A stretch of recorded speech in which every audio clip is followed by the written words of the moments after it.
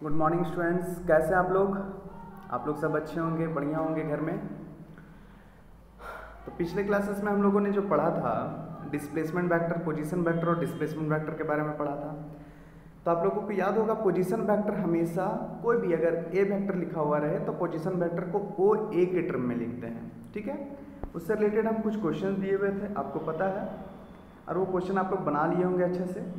अगर जो कोई बना नहीं पाए हैं उनको एक एक क्वेश्चन का सॉल्यूशन मैं दिखला देता हूँ ताकि वो आगे का क्वेश्चन अच्छे से बना सकेंगे, और वो क्वेश्चन बनाने के बाद ही आज के क्लास में वो अटेंड करेंगे, ठीक है।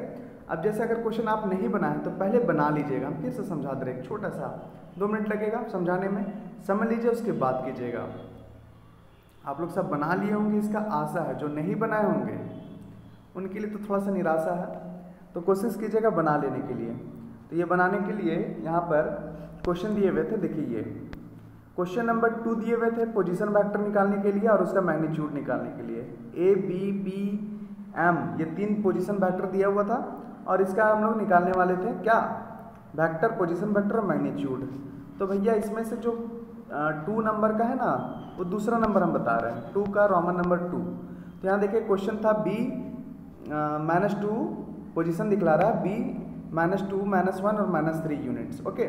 तो यहाँ पर आप लोग दिख रहा है यूनिट्स के टर्म में दिया हुआ है। तो सबसे पहले at first we write position vector, सबसे पहले हम लोग को पोजीशन वेक्टर लिखना है। तो पोजीशन वेक्टर लिखने के लिए क्या चाहिए, इसको ओ के टर्म में लिखेंगे तो ओ भी हमारा हो जाएगा पोजीशन वेक्टर, क्या हो जाएगा, पोजीशन वेक्टर हो जाएगा, ओके। तो यहाँ पर आप लोग देख सकते हैं पोजीशन वेक्टर लिखे हैं ओ बी, उसका मैग्नीट्यूड का फॉर्मूला लोग पढ़े हैं, √x² + y² + z², √x² + y² + z²। जितना बार मैग्नीट्यूड लिखिएगा उतना बार ये फॉर्मूला लिखिएगा, ठीक है। तो मैग्नीट्यूड निकालने के लिए पोजीशन वेक्टर का या डिस्प्लेसमेंट वेक्टर का एक ही फॉर्मूला होगा, √x² + y² + z²। या फिर एक जो अभी मैं बतलाने जा रहा हूँ वो बोल सकते हैं, बहुत इंपॉर्टेंट टर्म है। जैसे कभी भी कोई टर्म अगर दिया हुआ रहे आई जे के फॉर्मेट में और उसका मैग्नीट्यूड निकालने बोल दे, सिर्फ यहीं पर नहीं अन्य किसी भी जगह पर, तो मैग्नीट्यूड निकालने का मात्र एक ही फॉर्मूला है, √x² + y² + z², ओके। तो यहाँ पर आप लोग देख सकते हैं मैग्नीट्यूड ऑफ बी निकाले, ओ बी निकाले हुए हैं, ओ बी वेक्टर का मैग्नीट्यूड √x² + y² + z²। अब यहाँ पर देखिएगा x के जगह में आप लोग को क्या दिख रहा है, -2 दिख रहा है। तो x के जगह में -2, y के जगह -1 और z के जगह में -3 दिख रहा है। तो x, y और z का वैल्यू पुट कर दिया। अब -2 का अगर स्क्वायर करेंगे तो -2 × -2 +4 हो जाएगा, माइनस भी प्लस होता है, ओके।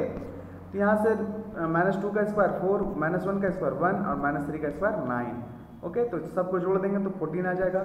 तो √14 यूनिट्स ये तुम्हारा आंसर हो गया पोजीशन वेक्टर का मैग्नीट्यूड का, ओके। तो यहाँ से आप लोग सारा क्वेश्चन 2 का बना सकते हैं। उसके बाद जो दिए हुए थे क्वेश्चन ये उतारिएगा नहीं, ये सब सारा चीज़ आप लोग को पहले से दिया हुआ है, ओके। तो अगर ये पीडीएफ में अगर जाता है तो उतना लोड मत लीजिएगा, इसको लिखिएगा नहीं, इसका सॉल्यूशन आप लिख लीजिएगा अपने से। अब यहाँ पर जो दिए हुए थे डिस्प्लेसमेंट वेक्टर फाइंड करने के लिए और उसका मैग्नीट्यूड फाइंड करने के लिए, तो एक डिस्प्लेसमेंट दिया हुआ पी से क्यू जा रहा है, पी का पोजीशन दिया हुआ और क्यू का पोजीशन दिया हुआ है।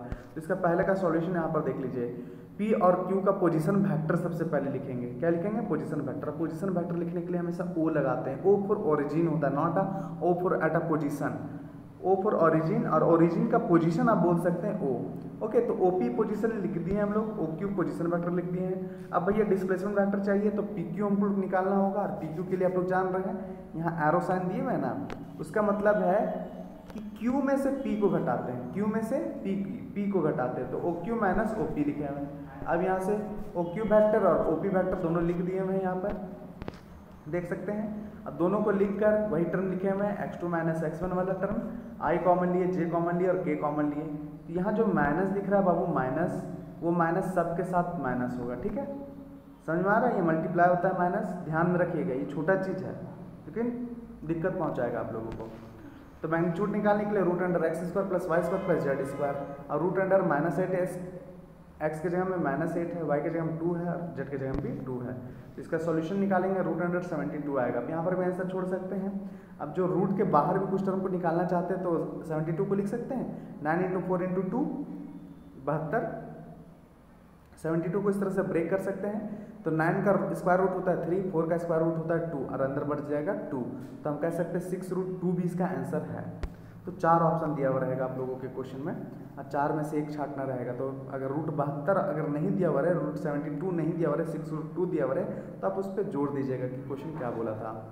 ओके, तो अब हम लोग जो टर्म पढ़ने जा रहे हैं वो है एडिशन ऑफ वेक्टर्स। रिलैक्स, एकदम रिलैक्स। एडिशन ऑफ वेक्टर्स मतलब दो वेक्टर को जोड़ने के लिए कोई फॉर्मूला है, और वो फॉर्मूला को आप लोग को याद रखना है। देखिएगा, खासकर बता रहे हैं, सब कोई ध्यान रखिएगा, खासकर सीबीएसई वाले जो सॉल्यूशन इसका करवाएंगे वो याद रखिएगा। और ये जो लॉ बतलाने वाले हैं, जोड़ने का नियम, दो वेक्टर को जोड़ने का नियम triangle law of vector addition है, ठीक है।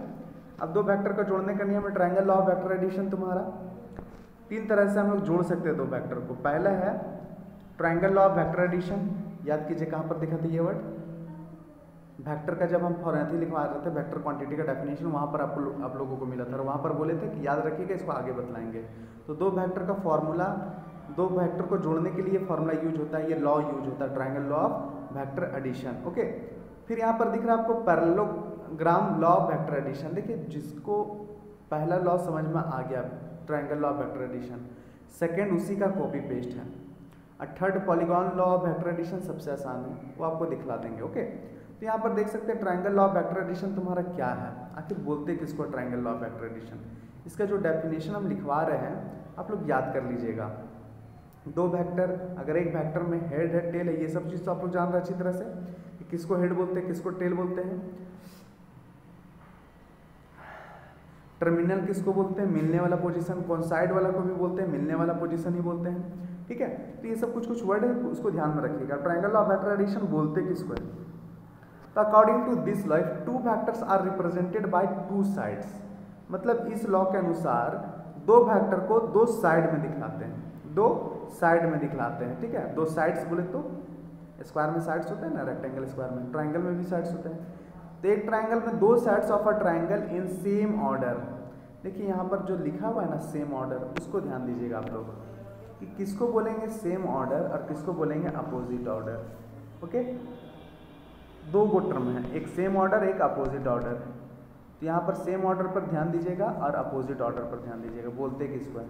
ये बोलने में सेम है और लिखने में अपोजिट है, समझिएगा इस चीज़ को कि दो वेक्टर का साइड को सेम ऑर्डर में लेंगे, then the resultant of these vectors is along the third side of the triangle in opposite order. समझिएगा आराम से, एकदम कोई हार्ड चीज़ नहीं है।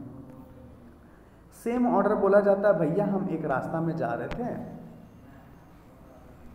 ऐसे, फिर यही ऑर्डर में चलते चलते अचानक से मुड़ गए इधर, तो भैया ये हम ही थे ना इधर जो मुड़े, तो हम सेम व्यक्ति हैं, सेम पर्सन है, तो इसको बोलेंगे सेम ऑर्डर, इसको बोलेंगे सेम ऑर्डर। तो ये पोजीशन को तुम कह सकते हो सेम ऑर्डर, ठीक है।